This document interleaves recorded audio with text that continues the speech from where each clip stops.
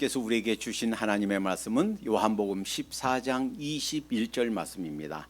다 같이 한 목소리로 받들겠습니다. 시작.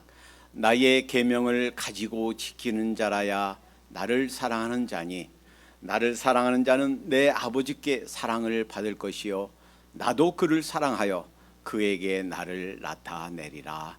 아멘. 기차가 가장 행복할 때는 언제일까요? 레일 위를 달릴 때일 것입니다. 자동차가 가장 행복할 때가 언제일까요? 고속도로를 마음껏 질주할 때인 줄로 믿습니다. 비행기에게 가장 행복한 순간이 언제일까요? 아무것도 없는 끝없는 창공을 마음껏 거침없이 날 때인 줄로 믿습니다. 우리 인간이 가장 행복할 때가 언제일까요? 우주 만물을 지으신 하나님, 우리를 조성하신 그 하나님께 다함없는 사랑을 받을 때인 줄로 믿습니다. 어린 시절부터 하나님과 가까이 동행했던 한 사람 다윗은 이렇게 고백합니다. 전 세계 모든 사람들 가운데 장례식 때 가장 많이 사용하는 말씀이 바로 시편 23편이라고 합니다. 그 23편 시편 23편 첫 구절은 이렇게 시작합니다. 여호와는 나의 목자시니 내가 부족함이 없으리로다. 하나님께서 나를 기르신 목자가 되신다면, 나를 보호하시는 목자가 되신다면 이 세상에 부러울 것이 무엇이 있겠습니까? 양은 자기 고집대로 하길 좋아하는 동물이에요. 그리고 멀리를 못 봐요. 그래서 그 풀만 따라갑니다. 그 뒤에 어떤 낭떠러지가 있는지 어떤 가시가 있는지 알지 못하고 그저 눈앞에 있는 풀만 따라가는 것이 양이에요. 양은 자기 스스로를 보호할 아무런 무기가 없습니다. 날카로운 이빨도 없고요, 사슴처럼 빨리 뛰는 발도 없고요, 호랑이나 사자처럼 싸울 수 있는 그런 날쌘 그런 발톱과 그리고 힘이 없습니다. 그럼에도 불구하고 양이 안전한 것은 목자가 있기 때문입니다. 어딜 가든지 누구를 만나든지 보호하시고 인도하시고 공급하시는 자기 목자가 있기 때문입니다. 그래서 이 목자에게 이 양은 늘 돌보는 대상이에요. 밤낮으로 24시간 돌보는 것이 목자 일이고, 이 목자가 있는 한 양은 안전합니다. 그리고 아무것도 걱정할 것이 없습니다. 우주와 만물을 창조하신 만군의 주 여호와 하나님이 바로 우리의 목자가 되신다면 그것보다 더 행복한 인생이 어디 있겠습니까? 그러나 하나님의 사랑을 아무나 받는 것은 아니다라는 사실이에요. 그것은 이스라엘의 역사가 그것을 보여줍니다. 요셉의 진중함이 이스라엘 민족의 인큐베이터를 만들었습니다. 그 속에서, 인큐베이터 속에서 어린 생명이 자라듯이 이스라엘 민족은 그 애굽 땅 요셉이 만든 인큐베이터에서 자라났습니다. 그리고 모세의 그 진중함과 또 여호수아의 용맹 순종이 이스라엘 민족이 가나안 땅에 이르게 했습니다. 갖가지 전무후무한 다시 이 세상에 있지 않을 기가 막힌 하나님의 손길을 경험하면서 이스라엘 민족이 태어났습니다. 이스라엘 사람들이 하나님께 간구합니다. 우리도 왕을 세워주세요. 그래서 왕을 세웠습니다. 그런데 그렇게 하나님의 손길이 함께했고 하나님의 약속 따라서 생겨난 나라가 이제 통일 왕국으로 겨우 4대를 넘기지 못하고 나라가 분열됩니다. 남과 북으로 나라가 두동강나고, 그리고 멀지 않아 북이스라엘이 망하고 남유다도 망하게 됩니다. 아니, 하나님의 손길이 이렇게 함께 하고 있었는데 나라가 망하다니요? 하나님의 사랑에서 멀어져 가다니요? 그럴 수 있습니까? 예, 그럴 수 있습니다. 그렇다면 하나님을 믿는다 하는 우리도, 하나님을 잘 섬긴다 하는 우리도 자칫 이렇게 하나님의 사랑에서 멀어져 갈 수가 있다 하는 사실에 경고함을 받아야 될 줄로 믿습니다. 그저 이름만 크리스찬이다, 이름만 내가 하나님의 백성이다 라는 것 가지고 저절로 하나님의 사랑을 다 받아 누릴 것이다 라고 생각하면 착각이다 라는 거예요. 그들에게 하나님을 사랑한다는 그러한 선민이라는 그런 자의식과 그런 특권의식이 있었지만, 그리고 하나님께 드리는 그 예배가 있었지만, 그럼에도 불구하고 하나님께 버림받아 이웃 나라에 의해서 나라가 망해버렸다면, 내가 크리스천으로 예수님 믿고 본 어게난 하나님의 백성으로 섬기고 있지만 자칫 잘못하면 나도 하나님의 사랑에서 멀어질 수가 있구나, 하나님의 사랑을 받아 누리지 못하는 그런 위치에 설 수도 있구나 하는 사실에 우리는 마음을 다시금 살펴야 된다라는 거예요. 오늘 본문은 이렇게 말씀합니다. 나의 계명을 가지고 지키는 자라야. 자, 이 말씀을 토막토막 생각해 보겠습니다. 나의 계명이 뭘까요? 무엇이 나의 계명입니까? 유대인들은 십계명, 모세 오경에는 십계명, 그리고 613개의 그런 미츠보트 계명들을 굉장히 귀하게 여겼습니다. 모세 오경에는 십계명뿐만 아니라 거기는 계명들을 다 나누었어요. 248개의 하라 하는 계명과 365개의 하지 말라 하는 긍정명령, 부정명령 다 합하면 613개예요. 이 계명들을 굉장히 귀히 여겨서 이 지키는데 아주 집중했습니다. 그러나 예수님께서 땅에 오셔서 이렇게 말씀하셨어요. 모세를 믿었다면 또 나를 믿었으리니 이는 그가 내게 대하여 기록하였음이라. 이런 계명들이 예수님 자신에 관한 것이란 말이에요. 예수님에 대해서 기록했다고 하는 거예요. 요한복음 5장 39절에 너희가 성경에서 영생을 얻는 줄 생각하고 성경을 상고하거니와 이 성경이 곧 나에 대하여 증거하는 것이라. 성경이, 즉 여기서 말씀하시는 성경, 구약 성경을 말해요. 구약 성경이 예수님에 대해서 증거한단 말이에요.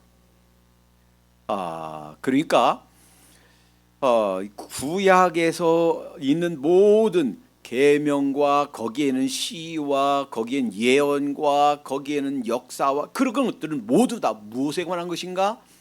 예수 그리스도 오실 메시아 그리스도에 관한 말씀인 줄로 믿습니다. 신약은 그 구약의 약속 따라서 오신 예수님, 그리고 다시 오실 예수님에 대한 증거인 줄로 믿습니다. 따라서 여기서 나의 계명이라고 할 때는 구약에는 모든 말씀도 포함되고, 그 당시 예수님이 말씀하실 때는 아직 기록이 안 됐어요, 신약 성경은. 그런데 이후에 기록된 신약 성경도 해당이 된다는 거예요. 그러니까 나의 계명이라고 했을 때 단지 유대인들이 생각하는 십계명과 613개 계명만 의미하는 것이 아니고, 구약에는 모든 말씀, 신약에는 모든 말씀에 해당되는 것이 나의 계명이다라는 겁니다. 나의 계명을 가지고 했어요. 그런데 우리 한국에서 지금 많은 교회들이 개정개혁을 쓰고 있죠. 개정개혁에는 나의 계명을 가지고 하는 말이 빠졌어요. 그런데 헬라어 원어 성경에는 있습니다. 대부분의 영어 번역에도 있습니다. 그리고 지금 제가 띄워놓은 것은 이 개정개혁 전에 개역 성경이에요. 개역 성경에는 있어요. 그러니까 이 개정개혁이 잘된 부분도 있지만 잘못 번역된 부분도 있다 하는 것을 이해하셔야 됩니다. 나의 계명을 가지고, 개정개혁에는 가지고란 말이 없어요.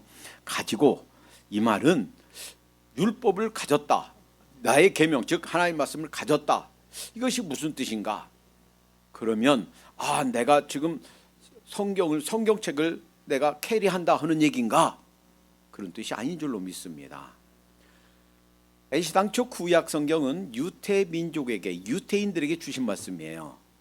그러면 그들이 하나님 말씀을 받았고, 그리고 그들이 성전에서 절기와 예배와 제사를 드렸어요. 그러면 그런 제사를 드리고 교회 의식이 있으면 그것이 율법을 가진 건가? 하나님의 계명을 가진 건가? 예수님의 계명을 가진 건가? 그렇지 않다 하는 거예요. 그러면 이 계명을 가진다 하는 것이 무슨 뜻인가요? 예수님께서 유대인들하고, 즉 바리새인들하고 논쟁을 벌인 적이 있습니다. 그리고 예수님이 그들 향해서 이렇게 단언하셨어요.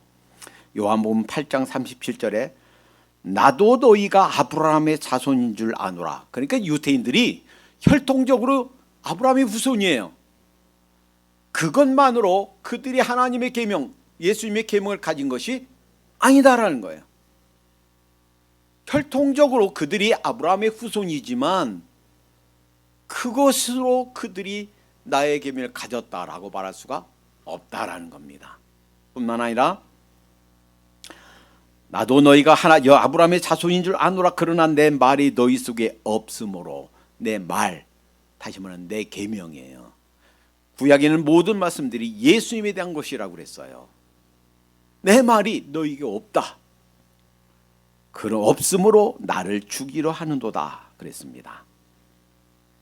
그들이 혈통적으로 아브라함의 후손이라고 그래서 그들에게 내 계명이 있다, 내 계명을 가졌다, 이렇게 설명할 수가 없다라는 것입니다. 뿐만 아니라 요한복음 8장 31절에 너희가 내 말에 거하면 참 내 제자가 되고 그랬어요. 내 말에 거하면, 이 예수님 말씀에 우리가 거하면이라고 그랬어요. 자, 이 부분에서 가진다, 나의 계명을 가지고에 해당되는 가진다 하는 헬라어 단어는 호에콘입니다. 이것의 원형은 에코예요. 이것은 이러한 의미가 있어요. 자, 이제 여자가 결혼했습니다. 이제 사랑하는 남자를 만나서 아기를 가졌습니다. 그러면 그 아기는 그 여인의 뱃속에 있어요. 뱃속에서 여인의 한 일부가 되어 있습니다. 점점 자라죠. 그리고 때가 되면 밖으로 세상에 나옵니다. 자, 여인이 그 아기를 몸에 가지고 있어요. 그 아기는 그 여인의 한 일부입니다. 이렇듯 여인이 아기를 품듯 우리의 일부로 품는 것, 그것이 에코예요. 가지다라는 헬라어 의미예요. 그러니까 나의 계명을 가진다 하는 것은 예수님의 계명, 하나님의 계명, 하나님의 말씀을 믿고 받아서 내 존재, 내 삶, 내 인격체, 내 안에 일부가 된다 하는 말이에요. 그냥 어떤 지식으로 어떤 지적인 동의하는 것이 아니란 말이에요. 그렇지. 그래서 성경책을 그냥 들고 다니는 거, 이것을 의미하지 않는단 말이에요. 이것을 받아서, 이것을 믿고, 이것이 내 삶에 여인이 아기를 품듯이 내 존재 안에 품게 되는 것을 의미합니다. 그것이 유대인, 혈통적인 유대인을 의미하는 것이 아니라 유대인이든 헬라인이든 누가 됐든 간에 이 계명, 하나님 말씀, 그리고 이 계명의 실제이신 예수 그리스도를 받아들여 믿고 내 삶의 일부, 내 존재의 일부가 되게 하는 것, 된 사람. 그리고 이것은 모든 사람, 유대인이든 헬라인이든 가능하다 하는 거예요. 그래서 갈라디아서 3장 29절은 너희가 그리스도께 속한 자면 곧 아브라함의 자손이요 약속대로 유업을 이을 자니라. 유대인들은요 자기들만 하나님의 백성이라고 생각했어요. 자기들만 하나님의 사람이라고 생각했어요. 예수님이 아니다라는 거예요. 아니다. 그리고 나중에 갈라디아서에서 설명해 주는 겁니다. 하나님의 자손, 새 이스라엘의 백성, 이 사람들은 누구인가? 바로 그리스도께 속한 자, 그리스도를 믿는 자. 그래서 예수 그리스도, 그 예수님의 계명, 이것이 우리 삶이 되어 있는, 나의 일부가 되어 있는 그런 사람, 그런 사람이 하나님의 유업을 이을 자다. 이것이 가지고의 의미예요. 나의 계명을 가지고 지키는 자라야 지킨다. 한 번은 예수님이 이 땅에 계실 때 누가 천국에 들어갈 수 있는가 하는 것에 대해서 특별한 우리들의 상식을 뛰어넘는 그런 가르침을 주신 적이 있습니다. 마태복음 7장 21절에서 23절까지 보면 이런 말씀이 있습니다. 나더러 주여 주여 하는 자마다 다 천국에 들어갈 것이 아니요 다만 하늘에 계신 내 아버지의 뜻대로 행하는 자라야 들어가리라. 그러니까 믿는다고 나 믿습니다 하는 입술의 고백만으로 그것만 가지고 안 된다라는 거예요. 어떻게 해야 되는가? 하나님의 뜻대로 행하는 자라야. 그래서 이어서 이렇게 말씀하십니다. 그날에 많은 사람들이 나더러 주여 주여 우리가 주의 이름으로 선지자 노릇하며 주의 이름으로 귀신을 쫓아내며 주의 이름으로 많은 권능을 행하지 아니하였나이다 하나이까 하리니 그때 내가 그들에게 밝히 말하되 내가 너희를 도무지 알지 못하니 불법을 행하는 자들아 내게서 떠나가라 하리라.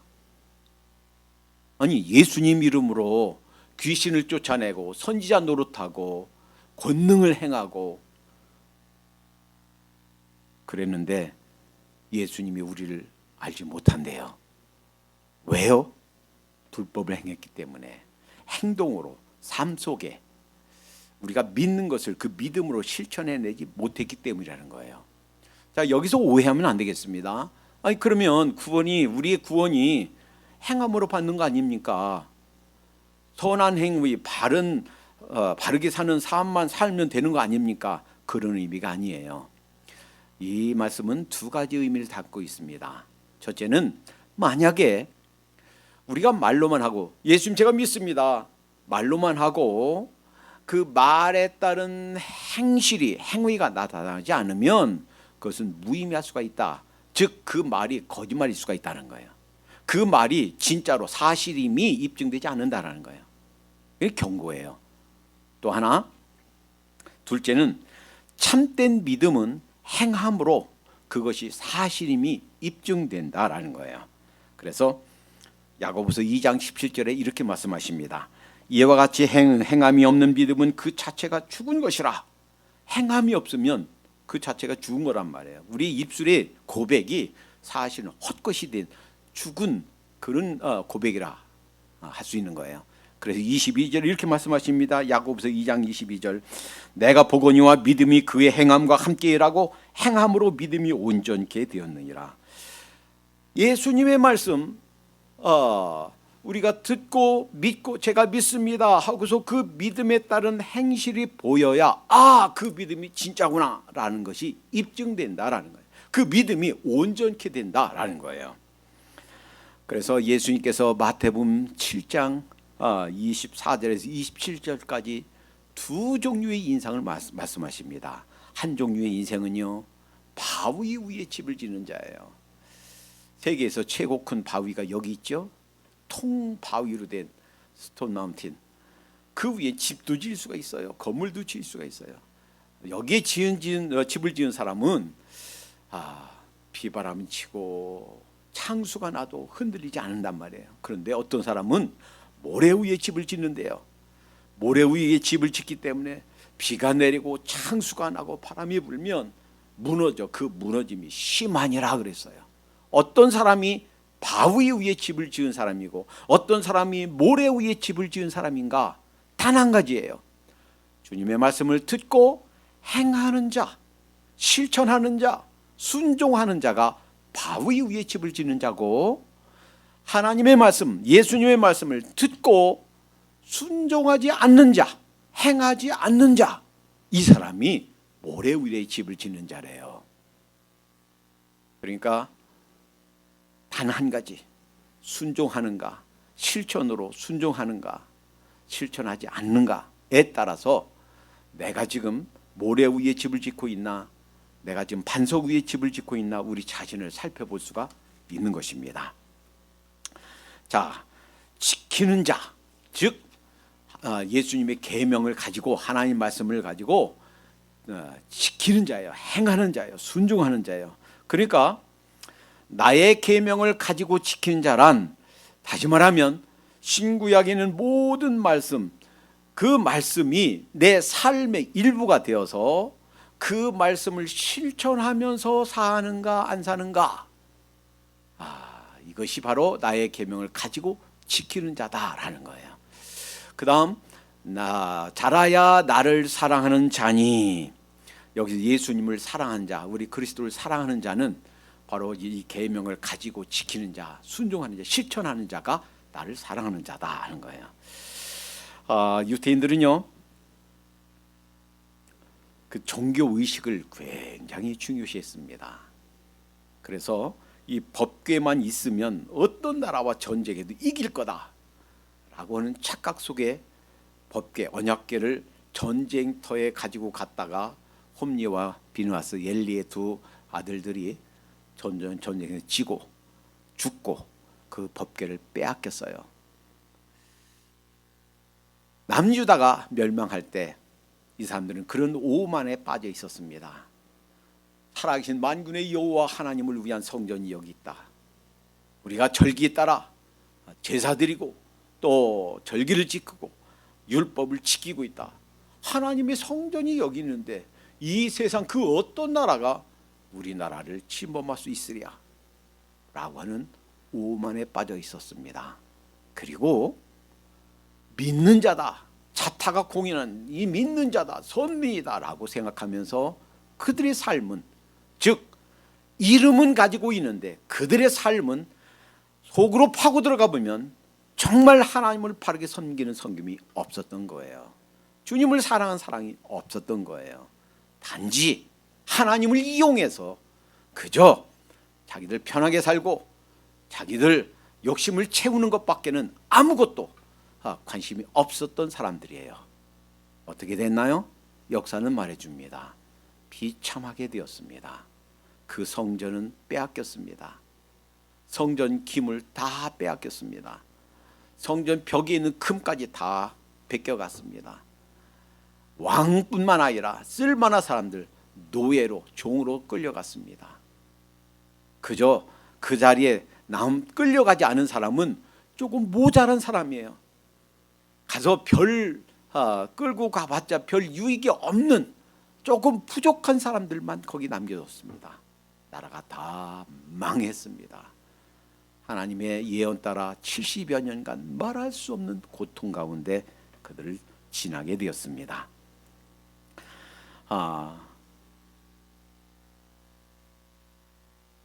이런 의식만 있고 이름만 내가 크리스천이다, 하나님의 백성이다, 이름만 있고 실상은, 그의 삶은 막상 파고 들어가 보면 하나님을 향한 진정한 섬김과 진정한 헌신이 없이 그저 껍데기만 있는 이런 이스라엘 사람들 삶을 향해서 하나님께서 외치십니다. 이 외침은 하나님의 진노, 분노에 가깝습니다. 여호와께서 말씀하시되 너희의 무수한 재물이 내게 무엇이 유익하뇨? 나는 수양의 번제와 살진 짐승의 기름에 배불렀고 나는 수송아지나 어린 양이나 수염수의 피를 기뻐하지 아니하노라. 헛된 재물을 다시 가져오지 말라. 분향은 내가 가증히 여기는 것이요 월삭과 안식일과 대회로 모이는 것도 그러하니 성회와 아울러 악을 행하는 것을 내가 견디지 못하겠노라. 그냥 종교 생활만 있고 그냥 습관 따라서 드리는 그런 예배 의식문이 있는데 중심에서 바르게 행하고 죄를 멀리하고 하나님께 대한 진정한 사랑과 헌신이 없는 삶, 하나님께서 미워한다, 증오한다 하는 거예요. 참된 순종과 죄를 버리는 것, 이것이 주님의 사랑을 받는 길인 줄로 믿습니다. 하나님의 사랑을 받는다 그러면 얼마나 좋을까? 그런데 많은 경우 우리도 착각 속에 살아요. 어떻게 하나님의 사랑을 받는가? 우리가 잊고 삽니다. 하나님의 사랑을 받는 법을 몰라요. 그 다음 말씀이 나를 사랑하는 자는 내 아버지께 사랑을 받을 것이요. 예수님을 사랑하면 아버지, 성부 하나님께 사랑을 받는단 말이에요.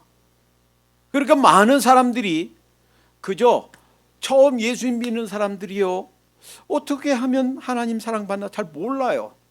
그래서요, 구한말 복음을 처음 접한 우리 그 믿음의 선배들은요, 그 절에 가서 그 새벽에 그 찬물로 목욕하고 뭐 이렇게 절하던 식으로 그때부터 새벽 기도를 했다는 거예요. 근데 참된 하나님의 사랑을 받는 비결은 예수님을 사랑하는 것, 예수님을 사랑하는 것이 바로 하나님께 사랑을 받는 길인 줄로 믿습니다. 예수님께서 이렇게 말씀하셨습니다. 내가 하나님께로부터 나서 왔습니다. 나는 스스로 온 것이 아니요 아버지께서 나를 보내신 것이라. 그러니까 예수님이 이 땅에 오신 것은 성부 하나님의 계획과 보내심으로 왔다 하는 거예요. 그리고 모든 일을 행하면서 그냥 자기 마음대로 행하는 것이 아니라 하나님의 기뻐하신 대로 행하셨다라는 거예요. 그러므로 여러분과 제가 구원받을 수 있는 길을 말로 믿습니다. 하나님의 사랑을 받는 자에게 어떤 일이 일어납니까? 에베소서 2장 4절 6절에서 긍휼이 풍성하신 하나님이 우리를 사랑하신 그 큰 사랑을 인하여 허물로 죽은 우리를 그리스도와 함께 살리셨고, 그러니까 하나님의 사랑을 실제로 받는 사람은 이제 허물과 죄로 죽은 우리가 다시 살림을 받는 거예요. 중생함을 받는 거예요. 우리 인생의 최종 종착역이 영원한 형벌, 지옥이 아니라 영원한 하나님의 품, 즉 천국이 바로 우리의 인생 종착역이 되는 줄로 믿습니다. 신명기 1장 30절 31절은 이렇게 선언합니다. 너희보다 먼저 가시는 너희의 하나님 여호와께서, 그러니까 그 어려운 출애굽과 광야의 여정 속에 그들 앞서서 하나님이 가셨단 말이에요. 하나님의 사랑을 받는 자, 우리는 내가 행하고 내가 가기 전에 하나님께서 먼저 우리를 위해서 가시는 줄로 믿습니다. 너희보다 먼저 가시는 너희의 하나님 여호와께서 애굽에서 너희를 위하여 너희 목전에서 모든 일을 행하신 것 같이 이제도 너희를 위하여 싸우실 것이며, 광야에서도 너희가 당하였거니와 사람이 자기의 아들을 안는 것 같이 너희 하나님 여호와께서 너희의 걸어온 길에 너희를 안으사 이곳까지 이르게 하셨느니라. 그러니까 싸우는데 사실은요, 한번 생각해 보세요. 여리고성, 그게 사람의 싸움입니까? 싸움이 아니에요. 어떻게 싸움하면서 그 견고한 성을 그냥 돌기만 합니까? 하루에 한 바퀴씩.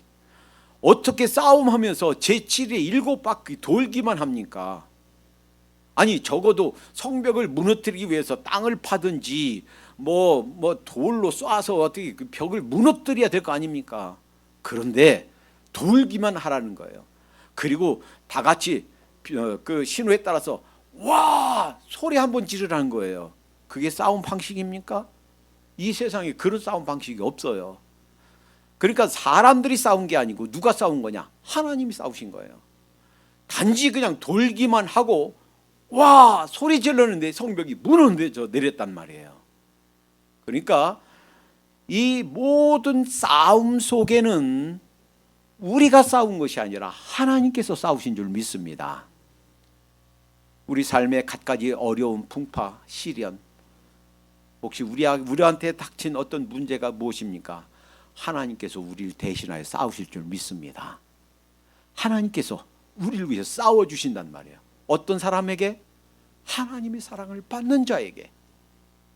그러니까 하나님의 사랑을 받는 자는 사실은 만사 형통이에요. 왜? 하나님께서 싸워주시니까. 그 하나님의 사랑을 받는 비결이 무엇인가? 주님을 사랑하는 거예요. 예수님을 사랑하는 거예요. 그래서요, 시편 119편 165절은 이렇게 고백합니다. 주의 법을 사랑하는 자, 이런 사람들 하나님 사랑 받지요. 주의 법을 사랑하는 자에게는 큰 평안이 있으니 너희에게 장애물이 없으리이다. 우리 인생에 장애물이 없는 줄로 믿습니다. 마지막으로 이렇게 선언합니다.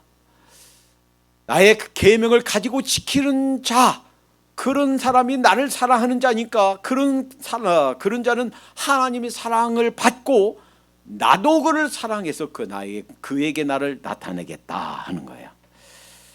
예수님은 이 지상에 오신 이유가 여러분과 저의 구원을 위해서인 줄로 믿습니다. 그 초림의 구원 사역의 결과로 태어난 것이 우리 크리스찬이에요. 믿는 하나님의 백성들이에요. 그리고 그 열매들을 모아놓은 것, 그 열매들이 가만히 있으면 힘이 빠지고 또 넘어지고, 그러니까 함께 있으라고 모아놓은 것이 교회예요. 한 영혼, 그리고 그 교회는 예수님의 사랑, 가장 깊은 사랑을 받는 대상인 줄로 믿습니다.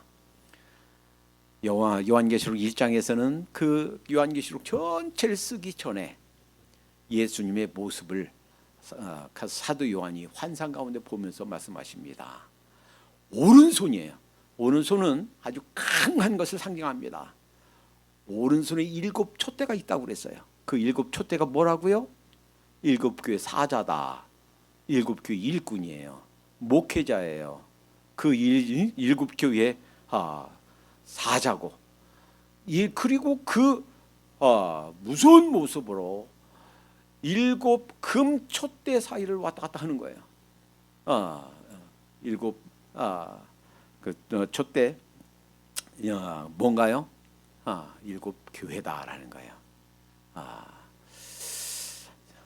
예수님께서 사랑하시는, 예수님이 지키시는, 불꽃 같은 눈으로 지키시는 것이 교회와 하나님의 사람들인 줄로 믿습니다. 왜요? 주님의 사랑이 대상이에요. 그러니까 이 우주 만물이 다 끝을 이제 엔딩 포인트가 와서 주님께서 다시 오시고 또 천지가 없어진다 할지라도 끝까지 남는 것은 뭔가? 교회예요. 하나님의 백성들의 공동체예요. 결국은 창세 전부터 그리고 인류 역사 전체, 구약과 신약 그리고 지금까지 전체 하나님의 눈길, 하나님의 심장이 어디로 향하는가? 교회에 향하는 줄로 믿습니다. 이것을 깨달은 자, 교회가 무엇인지 깨달은 자는 그의 삶이 달라져요. 교회를 향한 그런 헌신, 교회를 향한 주님의 마음, 하나님의 심령을 헤아리게 됩니다. 자, 주님의 지상 명령 속에 약속된 한 가지 약속이 있습니다. 그 약속이 무엇입니까? 볼지어다 내가 세상 끝날까지 너희와 항상 함께 있으리라. 이 말씀을 예수님께서는 지금도 충실하게 지켜오고 있는 줄로 믿습니다. 어떻게 해요? 사도행전 2장 이 성령 강림 이후로 이제는 예수님께서 성령님으로 우리에게 와 계십니다. 이 시간도 여러분과 저에게 와 계신 줄로 믿습니다. 예수님께서 우리와 항상 함께 있겠다 하는 약속, 우리에게 나타내 주시겠다는 약속은 끝까지 이 세상 끝날, 그리고 이 세상 끝 이후까지 충실히 약속을 지키실 줄로 믿습니다. 성령님으로 우리와 함께 하시기 때문입니다. 여러분, 자녀를 길러보신 분들은 압니다. 여러분 언제 가장 자녀를 기르면서 기뻐합니까? 자녀들이 순종할 때인 줄로 믿습니다. 언제 마음이 가장 상하고 속 터지든가요? 이 녀석이 부모님 말씀대로 행하지 않고 순종하지 않을 때, 그렇게 살면 안 되는데, 그 길로 가면 안 되는데 말을 듣지 않을 때 얼마나 속상하고 속이 터집니까? 사실은 아브라함의 아들 이삭은 순종의 사람이었습니다. 아버지 아브라함보다도 그 아들 야곱보다도 더 오래 살았어요. 그 3대 중에 아브라함과 이삭과 야곱, 그 3대 중에 가장 오래 살았고 가장 평탄한 길을 살았어요. 비결이 무엇일까요? 순종의 사람이었다라는 거예요. 자기를 죽여서 불태워서 각을 떠서 번제로 하나님께 드릴 것을 뻔히 알면서도 도망치지 않고 반발하지 않고 묶여서 죽을 준비가 되어 있었던 것이 이삭입니다. 순종이 이렇게 귀하구나. 에베소 6장 1, 2, 3절 하나님께서 약속을 주셨습니다. 어떻게 하면 이 세상에서 성공하는가? 어떻게 하면 세상에서 장수하는가? 부모님께 순종하면, 우리 표현으로 부모님께 효도하면 이 땅에서 성공하고 잘되고 장수한다, 오래오래 산다 하는 거예요. 여러분, 왜 이런 말씀을 주셨습니까? 똑같은 심정이에요. 우리 자식들이 우리에게 순종할 때 그렇게 기뻐하듯이, 우리 자식들이 우리에게 불순종할 때 그렇게 속 터지듯이, 우리 하나님께서도 똑같이 기뻐하시고 속상해하신다 하는 거예요. 여러분 생각해 보세요. 단지 나는 11조니까 됐어요. 아니요. 11조 했다고 우리 할 일 다 한 게 아니에요. 11조는 하나님께서 이 물질의 주인이 주님이신 고백합니다, 고백일 뿐이에요. 사실은 우리 전체를 다 원하시는 거예요. 그런데 그건 안 되죠. 저는 11조를 다 했으니까 할 일 다 했어요. 이렇게 살지 말도록 하십시다.